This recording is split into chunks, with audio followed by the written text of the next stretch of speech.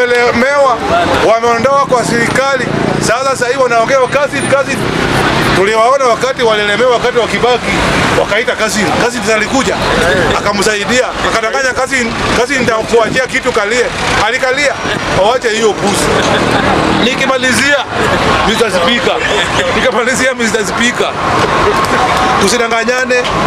Vijana ambao wanaitwa Gen Z, ukiwa unajua wewe ni Gen Z na hata uko na ID, enda na ujiandikishe mahali watu wanapelekwa ng'ambo. Sasa hii kazi inasikia mtu anapeleka watu wapi? Ng'ambo. Na wewe ukikuja hapa ni Gen Z hata unapiga inaitwa aje selfies kwa town, utakufa, hasara itatupata kubwa. Umesomezwa mpaka degree, alafu hiyo degree itaenda kwa mata. Umeona hata ya nani? Dakika moja. Unaona hata ya ujua. Degree imeenda. Mr. Speaker, thank you.